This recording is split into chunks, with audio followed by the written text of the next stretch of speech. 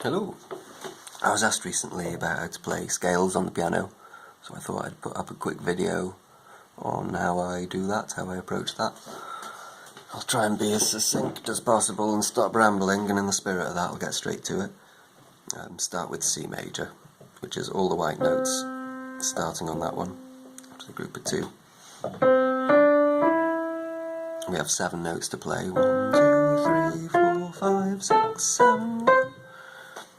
The 8th note is a repetition of that note, so we're just dealing with 7 notes and a way to smoothly run through them. How I approach that is to break it up into a group of 3 notes and a group of 4 notes. 1, 2, 3, 1.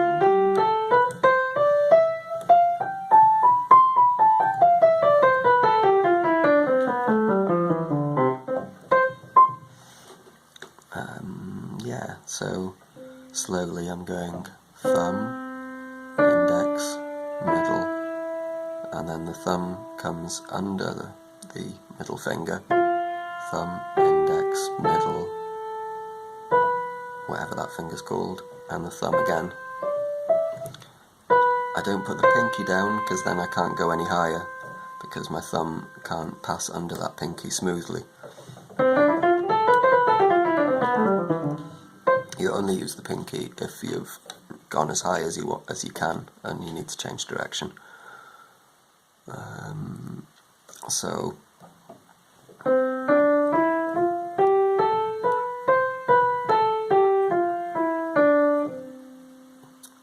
what we want is to do that as evenly as possible. Treat each note with as much worth as every other note, because there's a tendency with this action of the thumb coming under to land heavily, which we want to avoid. So I like to play my scales in different rhythmic groupings to break this tendency to go boo doo doo doo doo doo doo. So you could do a group of 3. 1, 2, 3, 1, 2, 3.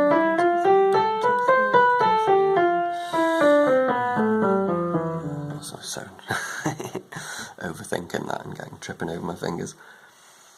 It's a little more confusing than it seems, because when you're going 1, 2, 3, every fibre of your being wants to go 1, 2, 3, 1, 2, 3, 1, 2, 3, 1, 2, 3, 1, 2, 3, which you could do by all means, but if we look at some of the other scales, it becomes apparent why you might want to have the same pattern that you can repeat. So let's look at D major.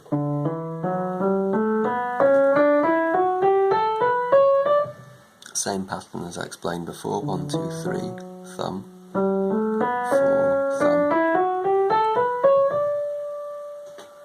So to think about it simply, I only need to think of 3rd finger there, 4th finger there, 3rd finger there, 4th finger there, and every time I come off a black note I'm putting my thumb down.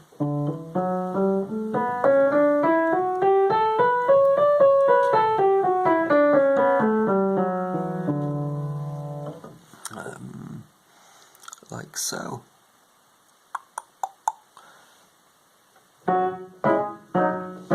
Done too many attempts at this video and I can't think what I've said already and what I haven't said. Let me give you a little exercise you can do on your tabletop to practice this motion. Because when a lot of people start playing, they'll lift the elbow up to get that thumb to turn. They'll use the whole arm, and it's good to just train your hand to use the smallest possible movements that you can with any musical technique, really. You want to avoid using full force unless you actually need that full force, you know.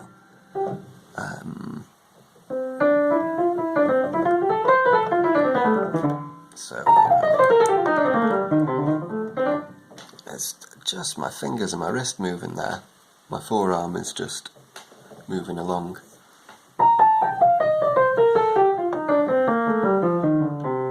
There's no pivoting of the elbow. The reason I say this is you'll give yourself a kind of cramp, and it'll put an unevenness into your playing, unless you can just have nice minimal movements. So the way I practice that tapping over, have your thumb in place on any kind of surface and just hop your finger over your thumb. That's the motion that you want. You could hop any finger, I say any finger, but not the fifth, because unless you've got huge little fingers, it's going to make your elbow come up, and like I said, we want to avoid that to smoothly traverse. Okay, so that, like I said, that pinky going over the thumb is awkward, so we avoid using the pinky in scales, unless you've gone as high as you can, and you know that you're not going to go higher.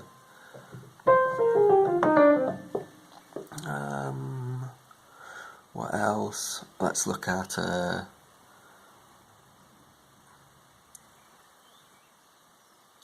F sharp. So here I'm not using my thumb to start, because if I use my pattern of 3 and 4, let's say I go 3, 4, and I have to get my thumb up there, my elbow's raising, my hand's lost the position. So, in your major scale fingerings, never put a thumb on a black note. Well, that's a rule that I use. Avoid rules, really, but if you're going to have one for an exercise and not for the creative process. Anyway, so rather than putting my thumb there, I'll put my first finger there.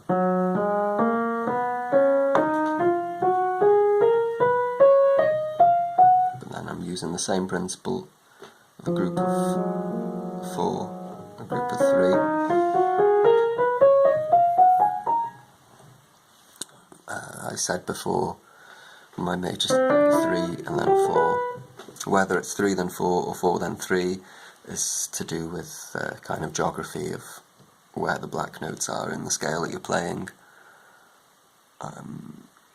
You might be playing a more exotic scale, like a harmonic minor or something. So in that one,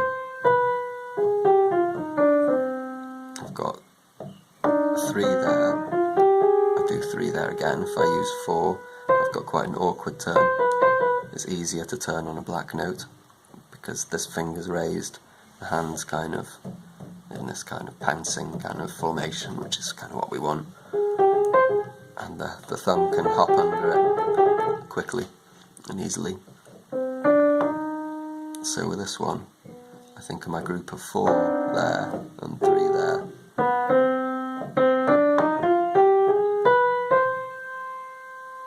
So it's hopping over that note with my 4th finger and that one with my 3rd. So just thinking of the crossing points, it saves a lot of mental baggage. Like, I couldn't possibly think about all those notes individually if I had to play that in a piece of music, or I felt like playing it in an improvisation.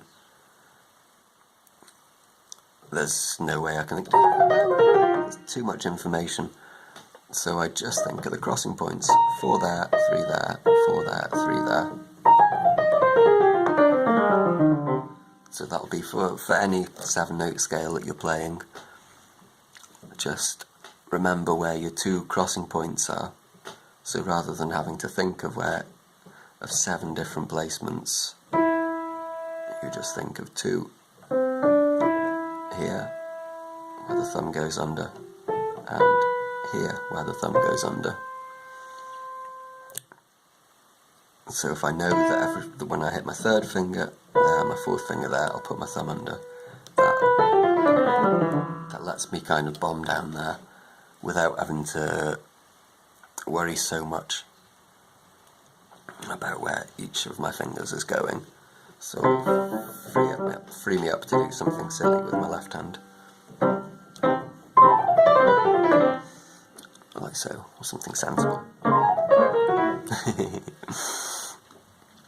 that's pretty much it. I think I've covered everything I wanted to. So break up your scales into 3 notes and 4 notes.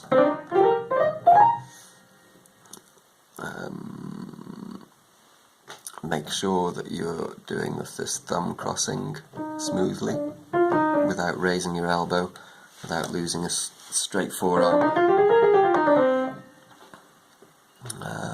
Don't put your thumb on the black notes. You will put your thumb on black notes when you're playing, you know. I can't grab those chords without the thumb, but as I explained,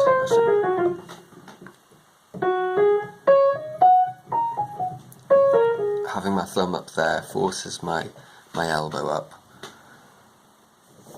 and if you can avoid that, then do. So yeah, sorry, rambling again. Focus on your 2 crossing points, 3 then 4, 3 then 4, or 4 then 3, 4 then 3, wherever you fit it in. But keep that pattern in each octave, and it'll let you, once you get the muscle memory going, it'll let you play them without too much thought. Don't put your thumb on the black notes, don't use your pinky unless you're changing direction. Anything else? I think that's pretty much it. Do that exercise, you know, while you're waiting for your toast to pop or your computer to load up or whatever it is you do when you're waiting. Sat on the bus, it'll make people think that you're mad, just doing little exercises like. But no, honestly, this one is quite good. Just, if you look at my hand, no forearm movement, just that little wrist motion, and that'll let you play smoothly and avoid that being heavy. Make it